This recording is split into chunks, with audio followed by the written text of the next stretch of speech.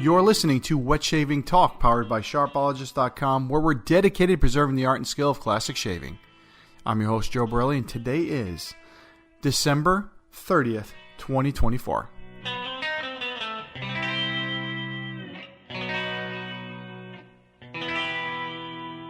Hey guys, welcome back to the podcast on our final show of 2024. That's right.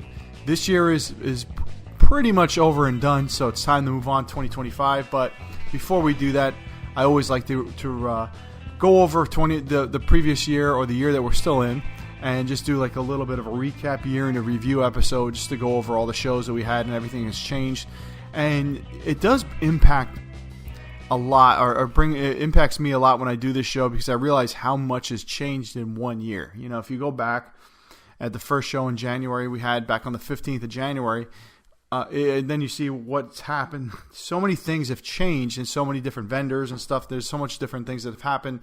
It's really fun to go through it and reminisce a little bit and go over it again, just to see this whole year in a whole.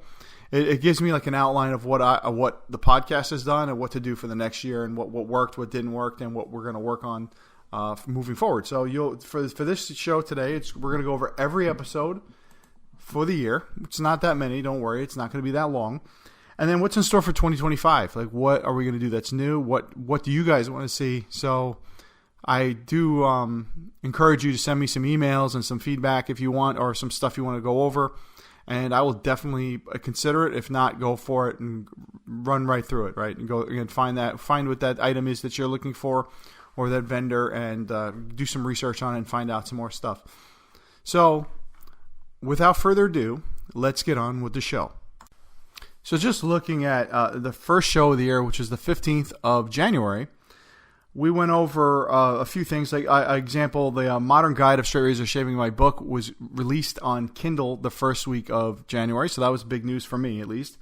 We talked about Shavemac. I don't know if you guys remember this one. Shavemac discontinuing the custom shave brush option and only going through retailers now for selling. Proof Razors debuted their SE with the half of a D blade. We talked about that. And then maintaining a clean beard and how to make sure to do it. The funny part is, when this show came out, I had a beard, and I no longer have a beard. So it's funny to look. This is a real aha moment. It's like, oh, wait a minute, I forgot about that. About 3 months ago, I took my beard off, and I was really into like lining it up and making sure it looked good, and trimming it every day. But now I don't have one, so that was a little bit of reminiscing for me, just on the first show of the year. The second show was going down the rabbit hole in terms of collecting. That's like, hey, when do you know too much is too much? The Pearl Flexi razor, which was the Rex Ambassador clone, that came out. We're talking a little bit about that. An article on Badger and Blade from Leap Year Restraints. I thought that was really interesting, how they were not going to purchase things for leap year or use certain items, which was kind of fun. And of course, AOS, or Art of Shaving, closing their final brick and mortar store in Florida. That was the one in Disney Springs, and that was the final brick and mortar store they had. And they closed that around the second week of January, I believe, of this year. So hard to believe it was only not that long ago. Then we moved on to March, where we talked about the meetup at Maggards. So that's a meetup that happens every year at Maggards Shaving up north in Michigan, which is something hopefully I get to see next year. Hopefully I get to go. There was an interesting article on Sharpologist that was about how failure can lead to success in wet shaving. I thought that was really cool. We talked a little bit about that. And Superior Cuts 3D printed razor, is that the future? So that's a little talk about how vendors and some makers are using 3D printing to make razors and other items. And will that be the future of wet shaving? And just looking at this in the last 8 or 9 months, it doesn't really look like too much has come up from it. So I haven't seen too many producers come up. So I'm not sure if that is going to be the actual future for us in wet shaving. And then also we talked about St. Patrick's Day, getting the green soaps and all the Irish Spring scented products that are out there. Example, like Phoenix Artisan Accoutrements has one. There's a couple other vendors that have one.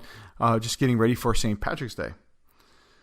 We moved on to April, where we had Happy Eclipse Day. So there's a major eclipse going on. We talked about Eclipse products. So you had the Eclipse razor, a couple of soaps and stuff like that. A bottom dial selling for over $2,200 on eBay. That was a good one because it just came out with a case. It was pretty kind of medium priced for that item, and we talked a little bit about that. Paladin brushes. This is another vendor that was slowing down the pace and eventually just going to custom brushes instead of doing major drops and stuff. And then cleaning your shaving brushes. Do you need to do it? How often? What products can you use? And then I did my own challenge, 1 month with tobacco, which was fun, but I don't think I'll ever do it again. Moving along to a Barnyard Gillette bottom dial. This is for the show on the 22nd of April. We talked about somebody finding a bottom dial and then sending it to me, asking me some questions about it, and then selling it for a decent price on eBay. I received an email from a viewer. Are Simpson brushes worth it? Which I do think they are. I think you got a lot of history and good quality with those brushes. And then we did a little...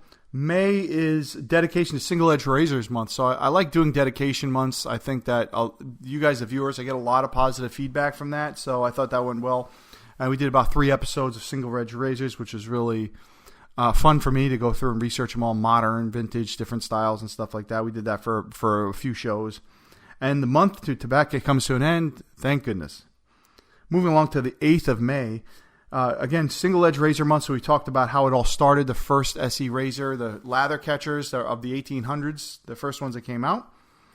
And then shovel heads, how do you use them? Those are those razors where you take the blade, you put it in the front, looks like kind of like a shovel. There are different types and styles, mostly vintage, and that's what we talked about, how to use them, how to load the blades. And then not all blades are created equal, how to choose the right single edge blades, because some of them are not very good. AKA the ones you find at Home Depot, also known as those that could have the same name as some of the blades you know of.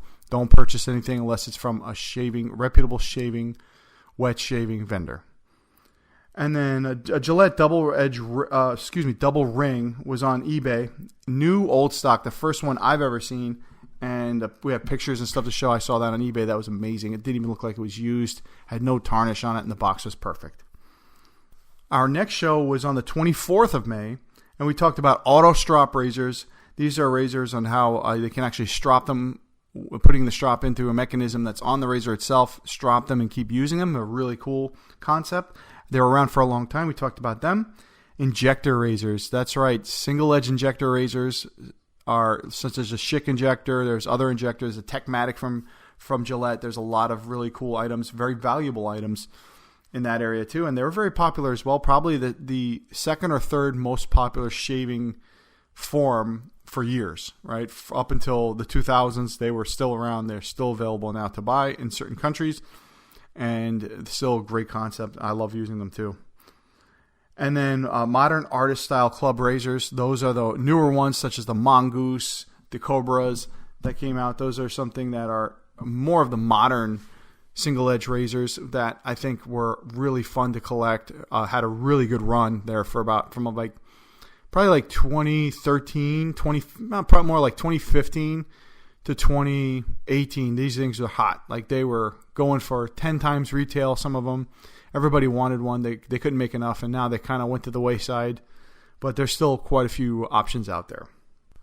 On our next show, which was the 10th of June, we said Happy Father's Day to all the dads out there. So great time to talk about wet shaving, and the second most busiest gift-giving holiday for the wet shaving enthusiasts, next to Christmas and this month of December. You have Father's Day, which is really good too.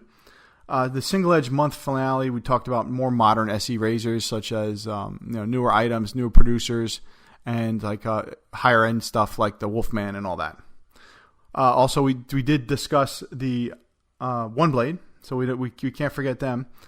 One Blade is another new concept. You guys know we've talked about it. It's got a mechanism in it. It's got a lot of research and development in it, and it's been around for over 10 years now and still strong. So I love my One Blade. I used it the other day. I think it's really fun to use and a great addition and a great finale for the SE Razor month. And then we also talked about Father's Day gift guide, how to give gifts. I like to do this kind of episode twice a year so you guys know. And for your significant others or friends and family so they understand too. So if you ever have a family member that wants to get you a gift, highly recommend at least cutting and pasting that, sending it to them in a text or an email, and letting them see what to get you so they don't get you the stuff that you don't want. example, like the stuff at Marshall's or something like that's no good. We moved on to the 24th of June now. We have new stuff from Borg Shaving, which was incredible because I thought these guys were kind of like, I don't know, they don't respond to emails. They don't really respond to anybody. I never see their brushes for sale on their site. Popular, about 10 years ago, they were really popular. They still make great quality stuff. I just never see it for sale. They came out with some new designs and some new colors and stuff. So whoever got that, I applaud you because I've been trying to get a Borg brush for well over 12 years and I have not been able to get one. The TI Glide, the Titanium Glide Single Edge Razor, that was one we talked about. Again, kind of missed that for Single Edge Razor Month, but that we got that in on the 24th. Our old soaps worth trying. These are vintage soaps that you may find at a yard sale, antique shop. We talked about how to get them to work. Are they worth it? And if you do get one, should you use it? And now is the time to purchase on eBay because a lot of items were going down. The pandemic express, I like to call it. The increase in everything for the pandemic is over, so it looked like everything was kind of going down in value. So it's time to buy if you're looking for a collectible piece. Moving along to July, we're July 22nd, where we're talking about the return of the Sabra razor from Blackland. This razor was very popular for a few years from Blackland, kind of disappeared. It was re-engineered and brought back, so great to see that. What are Franken razors?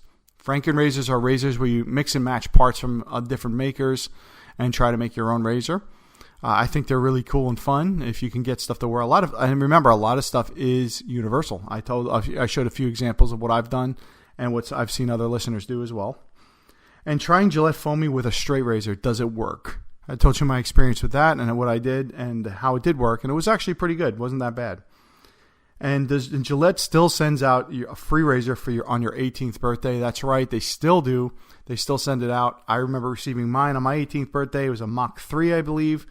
My 18th birthday was in 2000, so I remember getting that, and my parents giving it to me, and I remember it sitting on the shelf for quite a while because I was using an electric razor at the time. And then we're moving along to, using a Boar brush. This is in the beginning of August. I started using a Boar brush for about a month. I told you my thoughts on it. It's been some time since I used a Boar brush and how they are still really good and still have their certain types of characteristics that are, I think, better than Badger, and then some that aren't. New double-edged blades from Razor Emporium. They came out with their own double-edged razor blade, which looked amazing. So really great to pair with their razors. Ollieworks hand-built razors. Talked a little bit about that company and how they're building razors as well. New custom razors. And Wool Blade straight razors too. We talked a little bit about that. That's a new straight razor producer, more of the custom side. On the 19th of August, a rare Gillette was on auction in eBay, which was the Techmatic, which I talked a little bit about. That was Gillette's injector razor that never really made it. I think there's about 2 or 3 examples out there. This is a cased model that went on eBay and went for a lot of money. One stone honing with the trusty Dovo. I talked a little bit about the diluclot method, which is where you add water to a stone and keep it slurried up, and that's how you keep the blade sharp. Brand new releases from Barrister and Mann for the fall of 2024 were announced, and we also started discussing the fall seasonal special, which was coming up on the 28th of October, which happened to be my favorite show of all time in the last 9 that we've done. And plant-based synthetic brushes and how they are performing. They're becoming more popular, more abundant, and they're very well priced. On the 4th of September, the next show, we talked a little bit about fall products, top pumpkin pie or pumpkin spice scents. New article, our vintage razors worth restoring. We talked about that. That came out. A loom block, more uses than you may think. How it actually not only works for sealing cuts, but it's also good for acne. It's good for getting traction with a straight razor, and there's a lot of uses for it. And I use mine every day. And again, we talked a little bit more about the fall seasonal special, and for this show I added the links to the actual show notes so you can see them for previous shows. The next show we talked about best shave soaps under $10, article from Sharpologist. I thought this was great. I got a lot of great feedback on this, so it looks like we are all still looking for value soaps under $10. Not as easy to find anymore, but they're still out there. A really fun moment for me was the Modern Guide to Wet Shaving to Straight Razor Shaving, now available at Pastor's Pharmacy, so they have it. So there's the first brick and mortar vendor to carry the book. And then Murray Carter shutting down his e-commerce site. This was Murray Carter was that guy that used to shave with spoons and weird stuff back in the day. It was my first and one of the few rare interviews that I did on the podcast. Great guy, very, very talented, and he just shut down his site. Will only be selling through third-party sellers. So that was a little bit of a bummer. I saw that video, and Murray Carter's still up there, still doing his knife-making school and stuff, and still shaving with spoons and stuff, I guess. And then Darkfall is back. It's a Halloween scented soap for the fall that has been proved to be very, very popular, and it's made by Declaration Grooming. On the 28th of October, we talked about the one and only fall seasonal special. I did a lot of research this year and found a ton of great content. There are a lot of vendors still out there making stuff, and it is a little bit of I guess a bit of nostalgia because you see some of the vendors shut down and are no longer with us, and new vendors emerge, so it's great. So love doing that show. We'll continue to do it and be on the lookout for the 10th anniversary. Fall seasonal special coming up, which will be a 2-part series. We then moved on to the 11th of November, where we did a little fall seasonal special recap, just a little bit of the demographics of it, what we do with it, the contents. One Blade Safety Razor Blades, finally an alternative to the FHS10 Feather Blade. So One Blade came out with their own blades, and they're doing very well, so it's an alternative. So it's great to see another maker of the same blade that they take. It was only one currently making one before that. The Rocknell Sailor, the Rocknell Sailor 2024 was announced, and pre-orders were in and sold out very quickly. So that was the first adjustable razor made in modern times with stainless steel parts. And every year they do, it's a collaboration between two vendors, and every year they do it like a different version of it, usually improved from the previous year, or they use different types of material and stuff, but it's really good. And traveling with your wet shaving gear for the holidays, that's a big one too. What to bring, what not to bring. Just really note is that don't bring something that you can't live without. And the last show we did was on the 9th of December, where we talked about my trip to Pasteurs, where I did a book signing for the book that I wrote, which you guys saw pictures of in the show notes.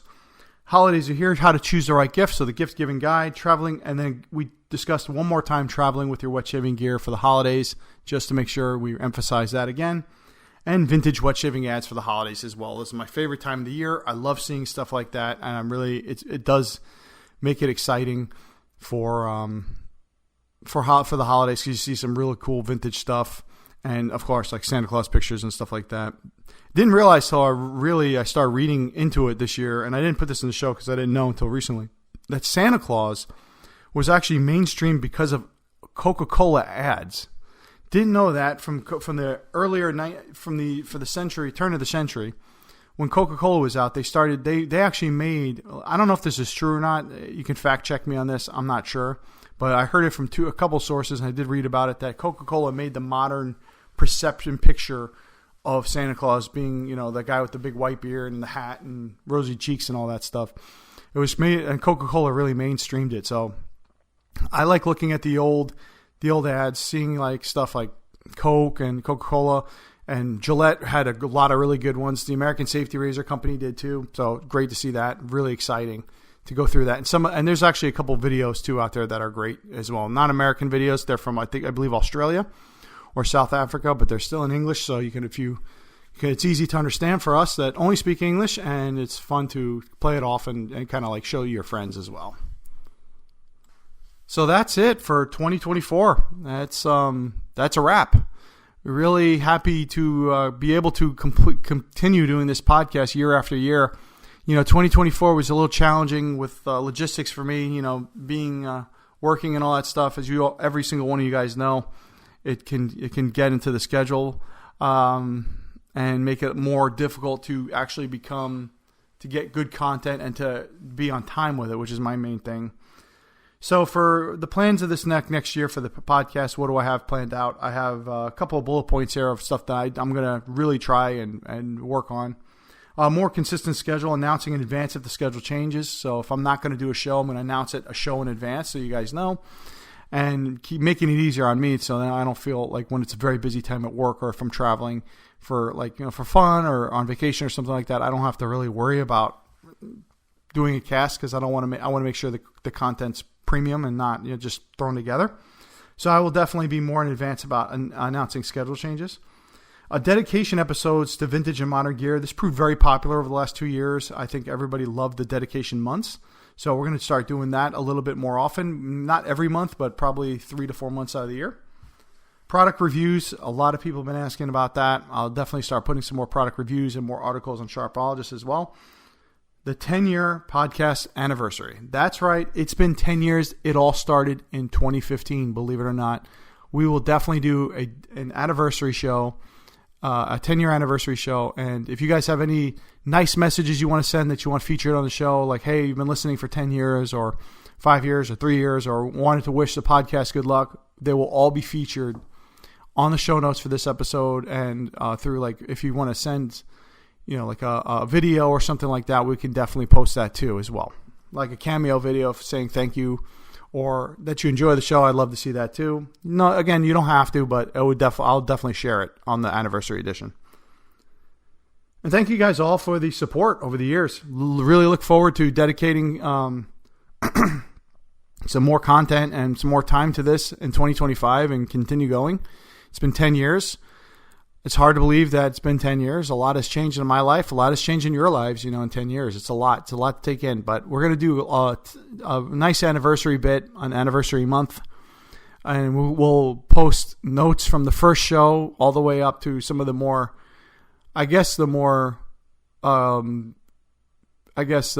memorable shows that were out there. I'll post some links to that as well. So that's going to take a little bit of time and see how the podcast has evolved over 10 years. So again, guys, thank you all for the support and everything that you've done for me over the last year, and will continue to deliver good content and be here for all your questions and comments and all that stuff for 2025.